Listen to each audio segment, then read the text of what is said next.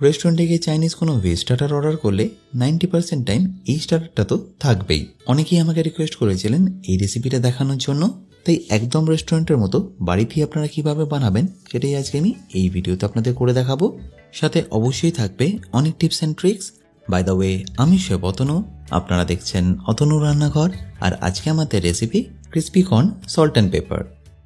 তাহলে crispy corn salt and pepper বানানোর জন্য আমি এখানে নিয়ে নিয়েছি সুইট কর্ন। আমি এখানে 500 গ্রাম কাঁচা সুইট কর্ন নিয়ে নিয়েছি।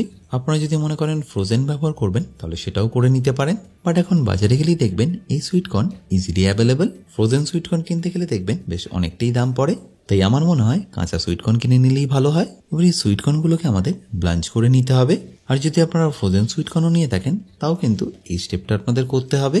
এটা করার কারণে দেখবেন সুইট কর্নগুলো বেশ অনেকটাই ফুলে যায়, যেগুলো পরে ক্রিস্পি হলে দারুণ সুন্দর লাগে খেতে। আর অবশ্যই এখানে সামান্য একটু নুন দিতে ভুলবেন না। আর আপনারা যদি চান এর কালারটা একটু ভাইব্রেন্ট আসে, সেই জন্য আপনারা সামান্য একটু হলুদও ব্যবহার করতে পারেন। এবার 4 থেকে 5 মিনিট একদম হাই ফ্লেমে এটাকে ভালো করে আপনাদের বয়েল করে নিতে হবে। আশা করি নিশ্চয়ই দেখতে পাচ্ছেন কর্নগুলো কিন্তু আগের থেকে বেশ অনেকটাই ফুলে গেছে। আচ্ছা, এখানে বলে রাখি, এটাকে নামিয়ে নেওয়ার জন্য কিন্তু আপনাদের এইভাবে একটু ঠান্ডা জল নিয়ে নিতে হবে। তাতে আপনাদের দুটো সুবিধা হবে, প্রথমত কালারটা যাবে না, আর দ্বিতীয়ত এটা নামানোর পরে আর ওভারকুক হবে না। এবার একটা জালির মাধ্যমে কর্নগুলোকে তুলে নিয়ে ডাইরেক্টলি এর মধ্যে দিয়ে দিচ্ছি। দেখুন এটা বরফ জলে দেওয়ার সাথে সাথেই ঠান্ডা হয়ে গেল, আর এর কালারটাও দেখুন কতটা ভাইব্রেন্ট আছে। ব্যাস, এবার আমি জলটা ঝরিয়ে নেওয়ার জন্য এইভাবে এটাকে ছাঁকনির মধ্যে রেখে দিয়েছি। আপনারাও চেষ্টা করবেন মিনিমাম 3 থেকে 4 মিনিট এইভাবেই রেখে দেওয়ার, যাতে এর মধ্যে আর কোনো রকম জল না থাকে। আর জলটা ঝরে গেলে এটাকে ম্যারিনেট করার জন্য আমি একটা আলাদা পাত্রে নিয়ে নেব।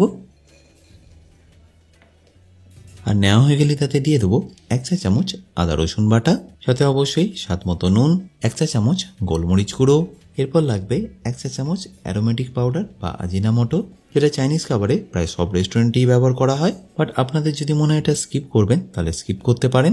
তারপরে সবকিছুকে একবার ভালো করে মিশিয়ে নিন।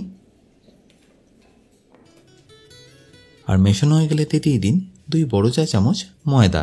এবার একদম হালকা হাতে আমি ঠিক যেভাবে মেশাচ্ছি সেইভাবে মিশিয়ে নিন।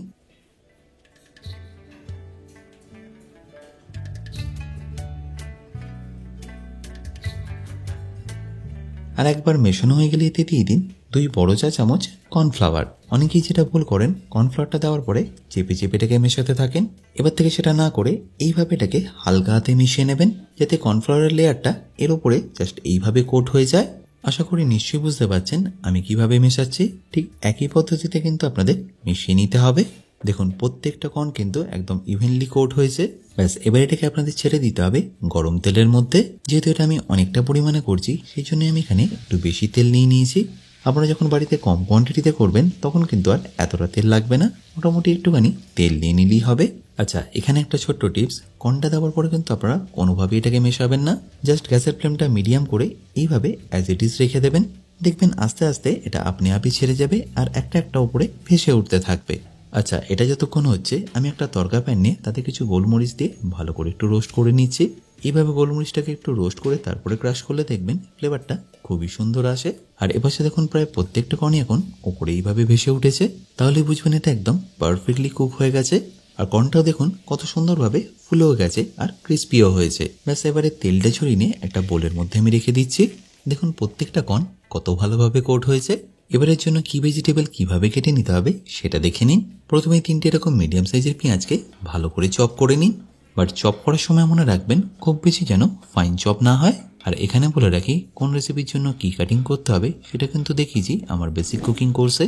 আর শুধু তাই নয়, সেখানে থাকছে প্রায় 60টারও বেশি ভিডিও, যেগুলো আপনাদের হেল্প করবে নিত্য প্রয়োজনীয় রান্নাগুলোকে আরও সুস্বাদু করে তোলার জন্য।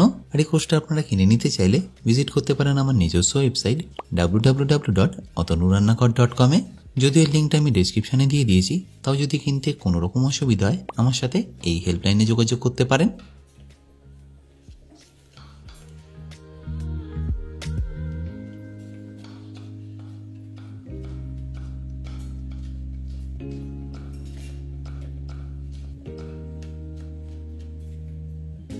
আর এবার সাথে পেঁয়াজের পরে আমি বেল পেপারগুলোকেও কেটে নিলাম। আশা করি নিশ্চয়ই বুঝতে পারলেন আমি কিভাবে এটাকে কেটে নিচ্ছি।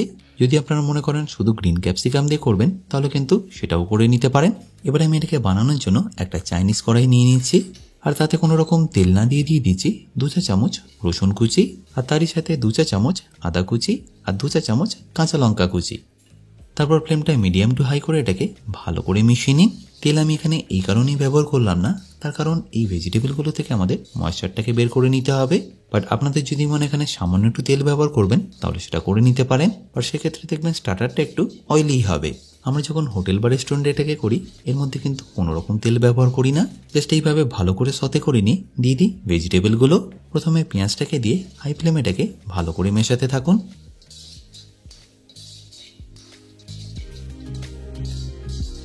1 থেকে 1.5 মিনিটের মধ্যেই দেখবেন পেঁয়াজের ময়েশ্চারটা একদম চলে গেছে। তারপর যে বেল পেপারসগুলো কেটে রেখেছিলাম সেগুলো এখানে দিয়ে দিচ্ছি, আর সেটাকে আপনাদের হাই ফ্লেমে 2 থেকে 3 মিনিট ভালো করে কুক করে নিতে হবে।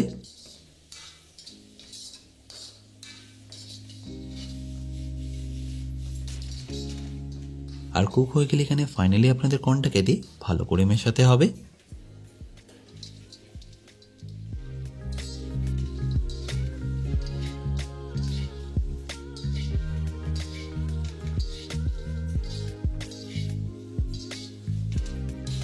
এবারের মধ্যে আরও কিছু উপকরণ যাবে, যেমন স্বাদ মতো নুন। এই ব্ল্যাক পেপারটা আমরা ক্রাশ করে রেখেছিলাম সেটাও এখানে দিয়ে দেবেন। এরপর আবারও বলছি এটা অপশনাল, যদি আপনাদের কাছে আজিনামোটো থাকে বা কোনো অ্যারোমেটিক পাউডার থাকে সেটাও আপনারা এখানে অ্যাড করতে পারেন। 2-1 দিন খেলে এটা কোনো অসুবিধা নেই। এরপর ফাইনালি এখানে আপনাদের দিয়ে দিতে হবে সামান্য একটু ভিনিগার, যেটা আপনারা ডাইরেক্টলি এর উপরে না দিয়ে এইভাবে কড়ার গায়ে ছিটিয়ে দেবেন। এতে দেখবেন এটা ইভেনলি সব জায়গায় স্প্রেড হবে। ব্যাস তারপর এটাকে ফাইনালি একবার ভালো করে মিশিয়ে নিন। আর মেশানো হয়ে গেলে দিয়ে দিন সামান্য একটু পেঁয়াজ পাতা কেটে নিয়ে।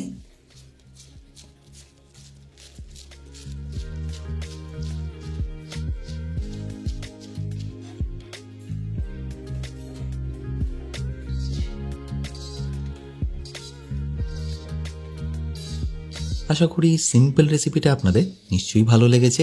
আর ভালো লাগলে প্রতিবারের মতো আমাকে কিন্তু কমেন্টে জানাতে ভুলবেন না। এবার থেকে কোনো গেস্ট আসলে বা বাড়িতে খেতে চাইলে রেস্টুরেন্ট থেকে আর অর্ডার করতে হবে না, বাড়িতেই আপনারা সহজেই বানিয়ে নিতে পারবেন। এইরকমই আর কি কি রেসিপি দেখতে চান সেটাও কিন্তু আমাকে অবশ্যই কমেন্টে জানাবেন। বাই দ্য ওয়ে, আমি শেফ অতনু, আপনারা দেখছিলেন অতনুর রান্নাঘর। দেখা হচ্ছে আপনাদের সাথে একটা নতুন রেসিপি নিয়ে নেক্সট এপিসোডে। ভালো থাকবেন, সুস্থ থাকবেন।